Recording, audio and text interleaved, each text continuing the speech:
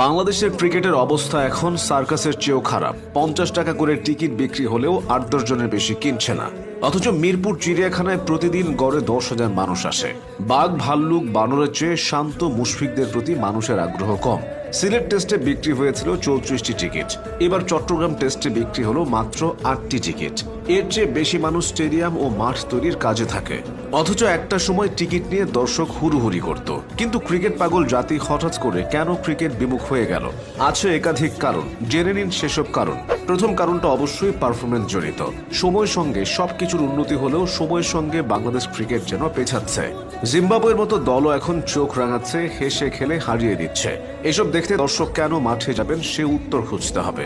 চোখের সামনে আফগানিস্তান উন্নতি করছে, শ্রীলঙ্কা ধ্বংসস্তূপ থেকে উঠে দাঁড়াচ্ছে, অথচ অঢেল টাকা আর সুযোগ সুবিধা নিয়ে বাংলাদেশ ক্রিকেট খাদে আটকে আছে। দর্শক আস্থা হারিয়ে ফেলার দ্বিতীয় কারণ হলো পঞ্চপাণ্ডবের ভেতর 4 পাণ্ডব না থাকা। বর্তমান টেস্ট দলে শুধু মুশফিক আছে।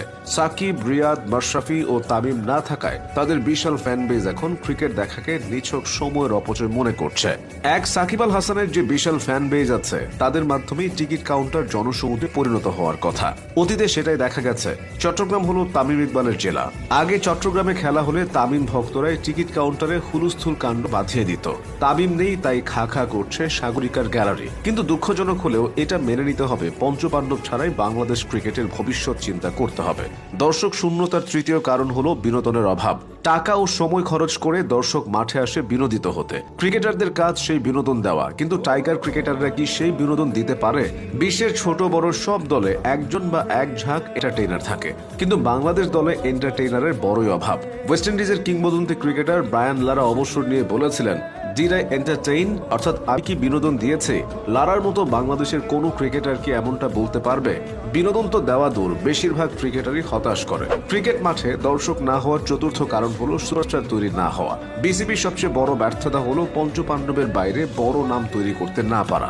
ভারতের 14 বছরের ছেলে বৈভব সূর্যবংশী থেকে 22-23 বছরের জয়সওয়াল, শুভমান গিলদের বিশাল ফ্যান বেজ আছে। ভবিষ্যতে তারা রোহিত কোহলিদের সিংহাসনে বসবে।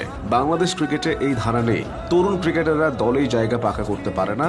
একটা সিরিজ খেললে 5টা সিরিজ বাইরে থাকে। এইভাবে সুপারস্টার হওয়া যায় না। আর সুপারস্টার ছাড়া কোনো দলের প্রতি দর্শকের আগ্রহ থাকে না।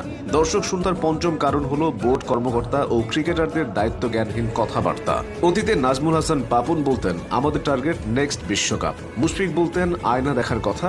রিয়াদ বলতেন পেইন কথা। এখন সব দায়িত্ব একা করে নিয়েছেন নাজমুল হাসান শান্ত। সম্প্রতি জিম্বাবুয়ের বিপক্ষে টেস্ট হেরে শান্ত বলেছেন, বেশি খারাপ লাগছে না, অন্য সব হারের মতোই। এছাড়া শান্তদের বেতন নিয়ে সাংবাদিক